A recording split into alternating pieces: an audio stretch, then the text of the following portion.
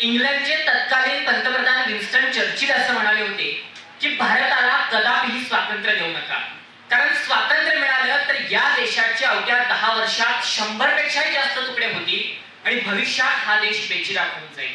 पण श्रोतेहो, स्वातंत्र्याची 78 वर्ष पूर्ण करून अमृत महोत्सव साजरा करणारा हा देश तब्बल 145 कोटी इतकी प्रचंड लोकसंख्या, 28 घटक राज्य, 8 केंद्रशासित प्रदेश, जवळजवळ 750 जिल्हे, 270 बोलीभाषा आणि विविध धर्म, जाती, प्रांत, भाषा यांचा डोलारा सांभाळत आजही अत्यंत एकसंधपणे मोठ्या दिमागात उभा आहे ते विन्स्टन चर्चिल यांचं भविष्य खोटं ठरवण्यासाठी.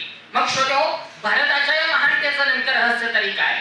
ब्रिटिशांची गुलामगिरी ते भविष्यातील जगाचा विश्वगुरु अशी उत्तुंग झेप या देशाने घेतली तरी कशी? आणि स्वातंत्र्याच्या 78 वर्षात भारत महासत्ता झाला की नाही याचा वृत्तांत मांडण्यासाठी आपणासमोर उभा आहे. नमस्कार, मी स्पर्धक कोड क्रमांक 28. अर्थातच आपणासमोर विषय मांडतोय, भारत महासत्ता झाला का?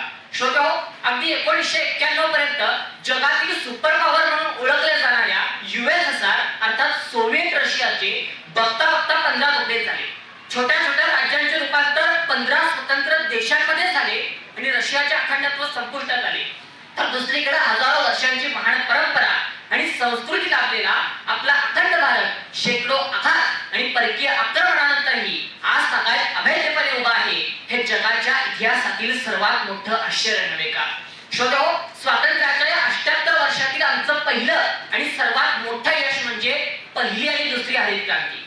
पहिल्या हरित क्रांतीमुळे आपला देश अन्नधान्य उत्पादनाच्या बाबतीत स्वयंपूर्ण झाला, तर दुसऱ्या हरित क्रांतीमुळे भारताच्या कृषी आणि अर्थव्यवस्थेचं रूप इतकं पालटून गेलं की सन 2011-12 मध्ये देशानं शेतीमालाच्या उत्पादनात विक्रमी उच्चांक गाठला आणि भारतीय शेतीची कथा आणि व्यथा स्वातंत्र्योत्तर काळात एक विलक्षण यशोगाथा बनून राहिली. कारण अन्नधान्याचं उत्पादन 259 दशलक्ष टन, तांदळाचं उत्पादन 105 दशलक्ष टन, ऊस उत्पादन 361 दशलक्ष टन, कापूस उत्पादन 35 दशलक्ष टन, इतकंच नव्हे तर दुधाचं उत्पादन 128 दशलक्ष टनावर जाऊन संपूर्ण जगात भारत पहिल्या क्रमांकावर राहिला. श्रोतेहो, स्वातंत्र्याच्या 78 वर्षातील आमचं दुसरं आणि सर्वात मोठं यश म्हणजे विज्ञान आणि आधुनिक तंत्रज्ञानाच्या क्षेत्रात देशाने घेतलेली गरुड भरारी.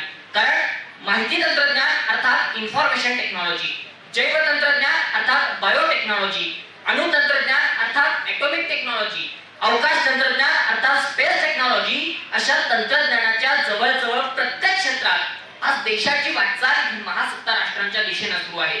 थोडक्यात श्रोतेहो, कला, क्रीडा, साहित्य, नाट्य, चित्रपट, शालेय शिक्षण, उच्च शिक्षण, तंत्र शिक्षण, संशोधन, संरक्षण, अवकाश प्रक्षेपण, श्वेत क्रांती, हरित क्रांती, धवल क्रांती, फळबाग क्रांती अशा प्रत्येक बाबतीत आपला देश केवळ सक्षम आणि स्वावलंबीच नव्हे तर आत्मनिर्भर आणि स्वयंपूर्ण बनला आहे. इतकंच नव्हे तर पर्यावरण रक्षण, वृक्षारोपण, प्लास्टिक बंदी, बेटी बचाओ बेटी पढाओ, make in India, startup India अशा नाविन्यपूर्ण अभियानांच्या माध्यमातून गेल्या 78 वर्षात भारताने संपूर्ण जगाला दिली एक नवी दिशा, एक नवी दृष्टी आणि एक नवं विजन.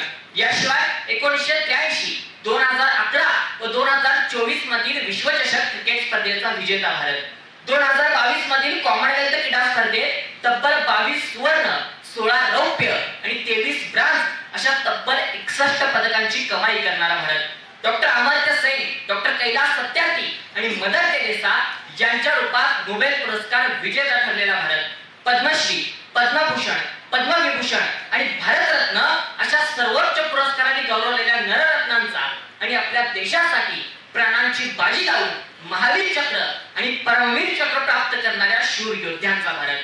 पण सर, सारे काही आलबेल आहे असं मात्र नाही, कारण देशाला स्वातंत्र्य म्हणून 78 वर्ष पूर्ण झाली.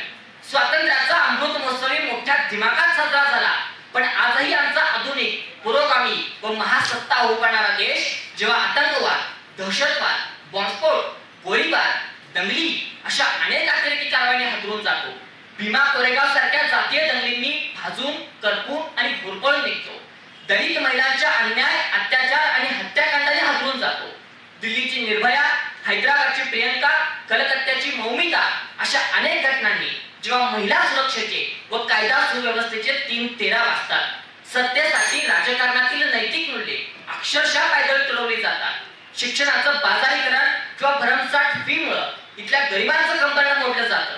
महागाई, बेकारी, भ्रष्टाचार, बेरोजगारी यामुळे इथला सामान्य माणूस हवालदिल व हतबल होतो. तेव्हा खरंच भारत महासत्ता झाला का असा प्रश्न पडतो. पण श्रोतेहो, प्रगतीच्या तुलनेत अधोगती थोडी आहे. प्रगतीच्या तुलनेत अधोगती थोडी आहे. कमाईच्या तुलनेत गमावलेलं थोडं आहे. भूतकाळ खडतर जरी भविष्य आमचं उज्ज्वल आहे. झाली 75 तरी शताब्दीची ओढ आहे. झाली 75 तरी शताब्दीची ओढ आहे. म्हणूनच या देशाचं भवितव्य या युवक पिढीच्या हातात आहे. त्या युवकांना आवाहन करताना शेवटी मी इतकंच म्हणतो की इन्साफ की डगर पे बच्चों दिखाओ चल के, ये देश है तुम्हारा, नेता तुम्ही हो कल के. ये देश है तुम्हारा, नेता तुम्ही हो कल के. मनपूर्वक धन्यवाद.